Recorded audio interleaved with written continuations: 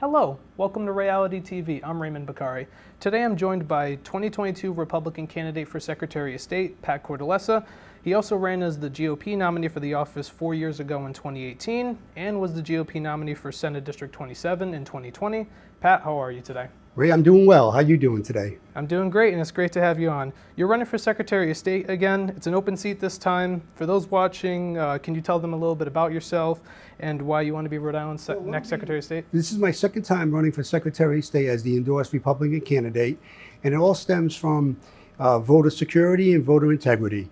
I want to bring to the people of Rhode Island a sense of secureness, that I'm in charge of the helm there, and that they have confidence in me, that they know that their elections are going to be with integrity and fair and honorable, and there'll be no hanky-pankies going on and all that good stuff down there that sometimes transpires. But I want to run this and give the voters of Rhode Island a sense of security and comfort as the Secretary of State.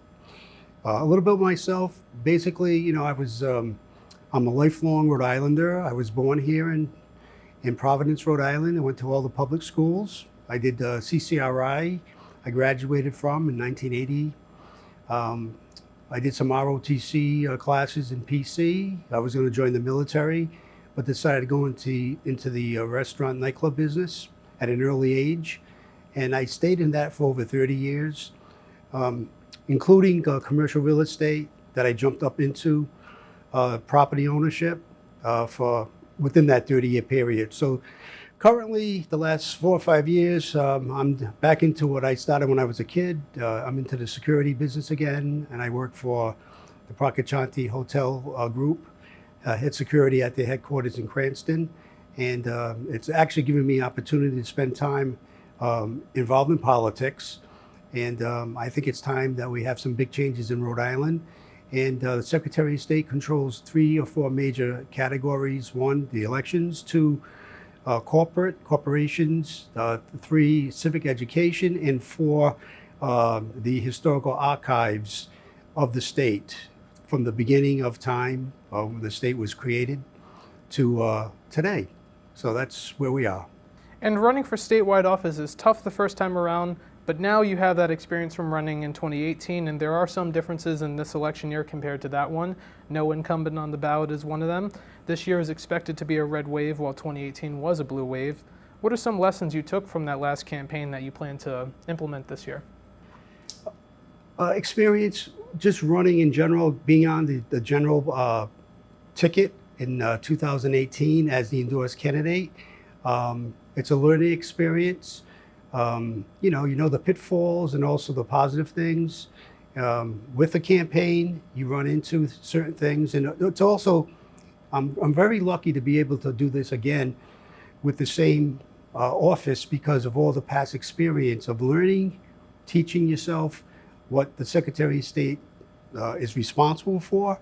So I apply all that learning 4 years ago plus over the last 4 years into this campaign, and I just feel very confident, very lucid and knowledgeable regarding those 4 issues I just brought up, which technically falls under the Secretary of State's office. Looking at election-related laws, the state's voter ID law is getting harsh criticism, particularly from the left. Helena Folks, for example, one of the gubernatorial candidates, said on this show she favors repealing it. Where do you stand on the state's voter ID law? Well, the voter photo ID law, which is the law in Rhode Island right now, is it's a great thing because I come from a security point background of experience, so make it very simple to understand. We don't live in Mayberry. We can't trust just for trust. President Reagan once said, "Trust but verify." So that's what I would take that position. We trust, but we also verify. Other candidates, like my opponent, basically wants to have an open-end door regarding people to vote, people to able to register to vote. They've watered down the requirements to register to vote, to get on the voter rolls. Basically, the ballot harvesting issue is a major concern because I'm basically a traditionalist. And I like, you don't change things for the sake of changing. If something's working, you might want to make it a little better, but you don't change the whole, uh, soup and sauce and start with a new recipe. And you might want to add a little garlic, a little, ingredients here and there to make it better, but you don't just throw everything out. And that's what's happening now. With my opponent who co-sponsored the Vote Rhode Island Act, it removed a lot of the safeguards regarding mail ballots. And it's really somewhat precarious that, our vote is precious. It's a given right. And I want to make sure that every vote counts legally and any illegal votes are removed or rejected. So that's how I stand on the voting laws in Rhode Island.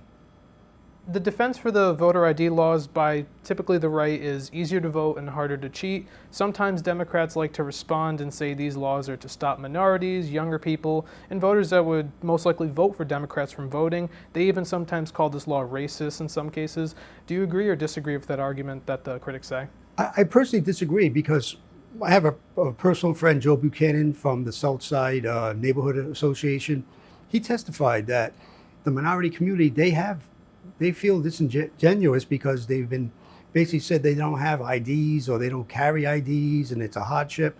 He testified at the state elections committee that that's not true. And he had like 15 IDs on him, photo IDs. So I think it's a myth that the left tries to portray to make it feel like it is some type of discrimination issue. I think all nationalities and ethnic communities want their votes to count, and they don't want to think that there might be people voting that shouldn't be voting. So I disagree with that. You touched upon it earlier in 2 answers ago about fairness and cleaning up our voter rolls. Sometimes the fairness of our elections also leads to discussions about the voter rolls, like you had mentioned. One of your goals, if elected, that you want to do is clean up the state's voter rolls. Last I checked, in late 2021, over 180,000 outdated voter records had been removed since Secretary Nellie Gorbea assumed office in 2015. That's quite a lot. What kind of additional changes do you believe must be made to further clean up the rolls? Well, she did try to do that over the last 2 years, I think. But prior to that, she wasn't even moving at all on any removing voters from the voter rolls. Now, my criteria would be something out of Ohio. Supreme Court decision came down where, after so many years, if someone doesn't use their voting right, you can put them in some type of hibernation status, inactive status, and that eventually remove them from the voting roll. Because, we have like 1,040,000 residents in Rhode Island. With that said, I think we have approximately 785,000 registered voters. So the numbers don't work. You remove children, people that pass away, people that move away. That number is quite high, probably about 200,000, to be quite frank with you, that are questionable. As you know, we also there was an issue that we've had no fraud in our elections. Well, that's not true. This past few months ago, there was 3 individuals that were found to be committed mail ballot fraud. They've been prosecuted, so it shows that it does exist. I understand there was 71 potential cases that the Board of Elections flagged in the 2020 election. I'm not sure what status there are right now. They could be under investigation. But the 3 that were flagged, technically 2 came from Florida. Their BOE contacted the Rhode Island BOE to explain that, hey, look, you got people from Rhode Island voting in our elections. I think there was one in Illinois also that contacted it. So my opinion would be, I don't want another state contacting my office. I want to be proactive, go out and look into it, and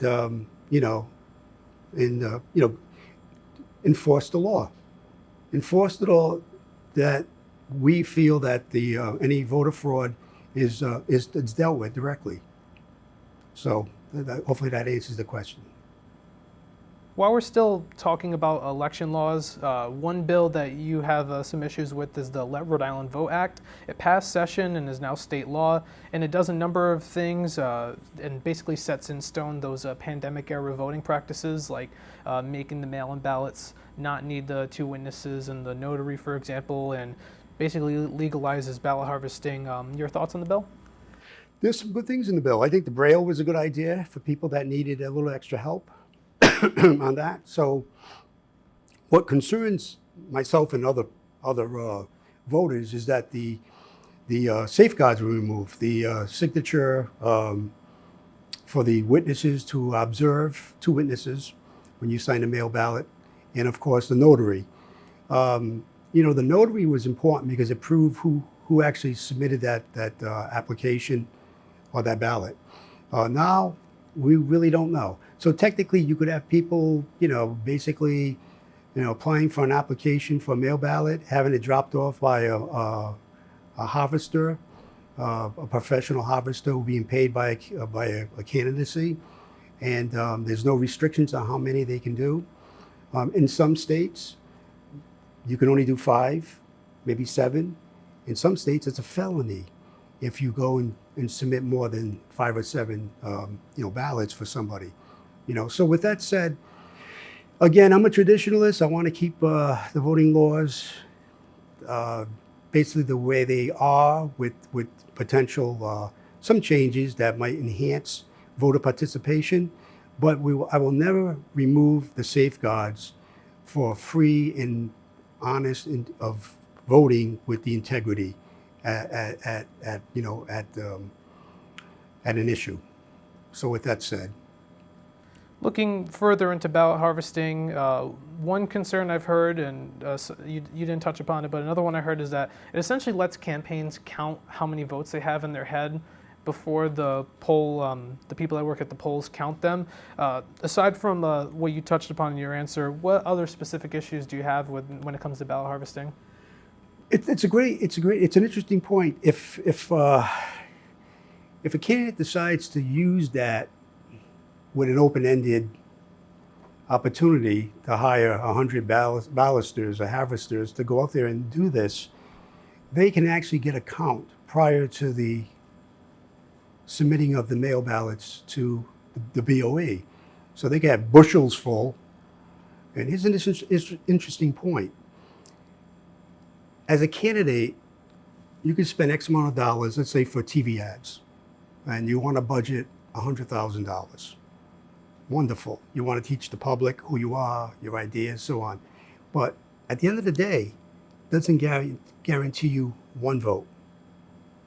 You hope that they like your program and your ideas. Mail ballot harvesting would be, you set aside that $100,000 for mail ballot mules to go out, get that guaranteed vote, bring it back. I think they average about $15 to $20 per vote.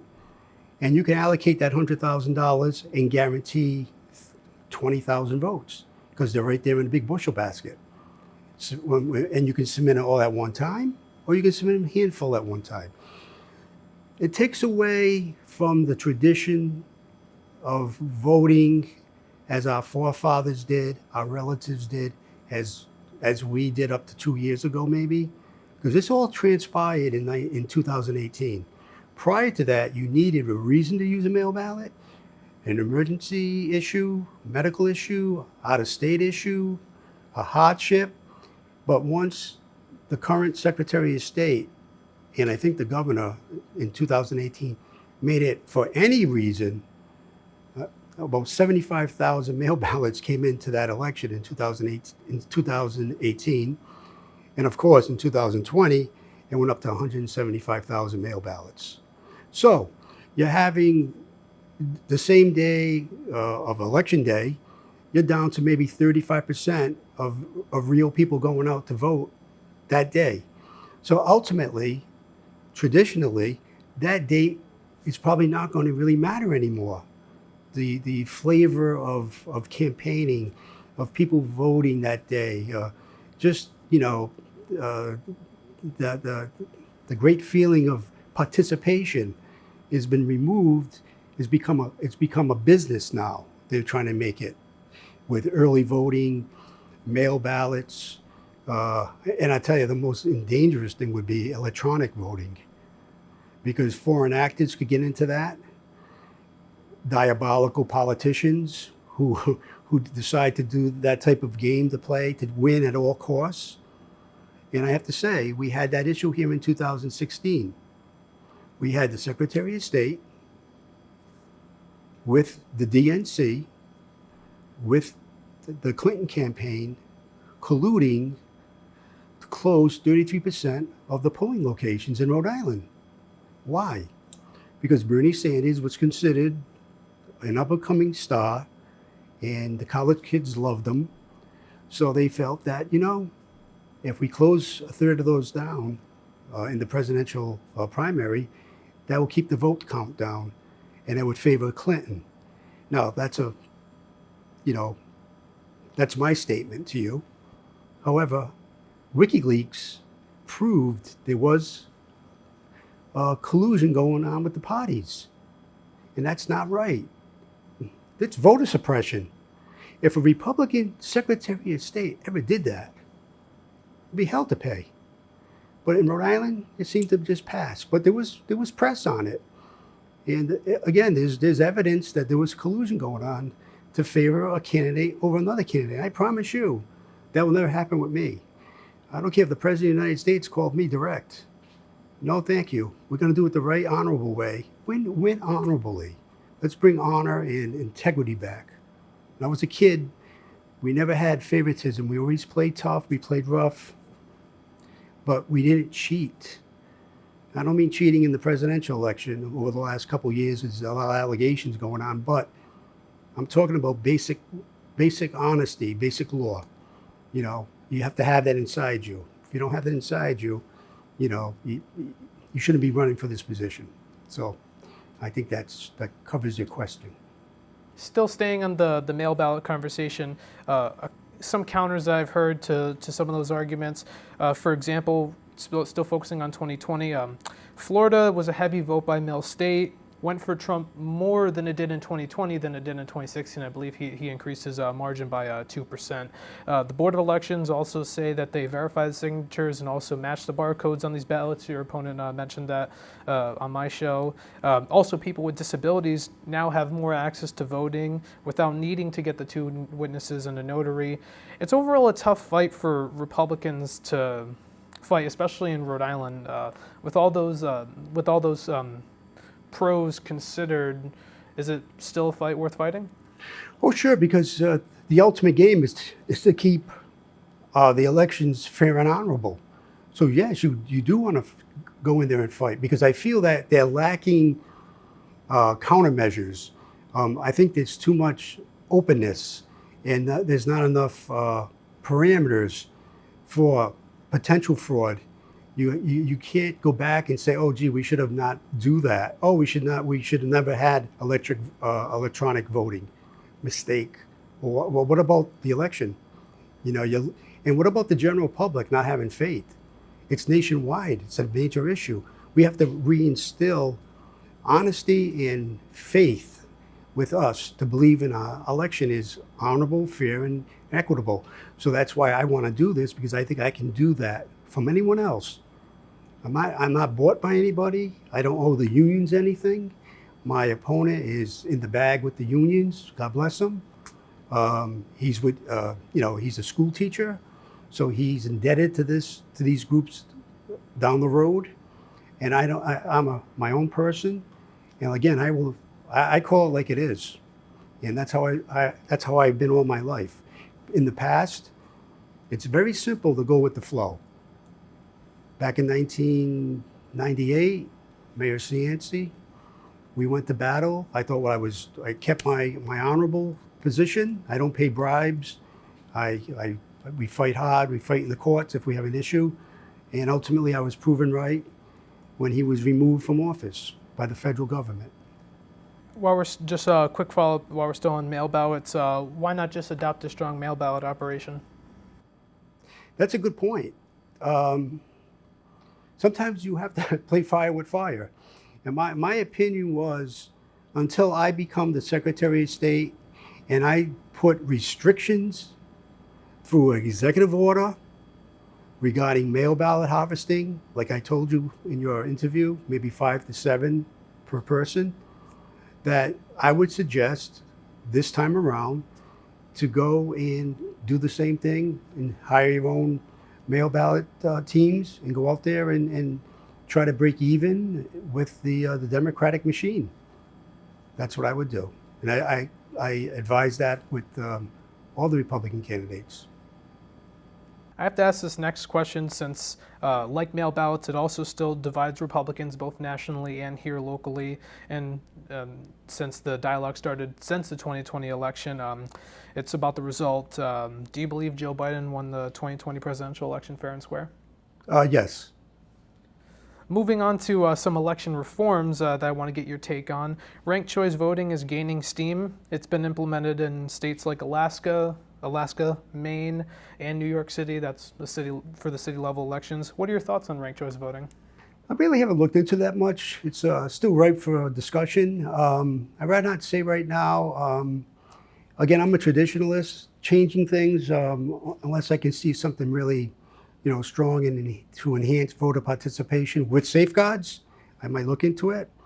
But right now, I'd rather stay pat. Another election reform I've asked the other candidates running for this office about, it's actually had some advocacy to be implemented by former Providence Mayor Joe Paolino. It's the idea of non-partisan blanket primaries. For those watching, it's similar to how California does their primary elections, where it's all the candidates on one ballot, top 2 vote getters then advance to the general election. Where do you stand when it comes to that idea?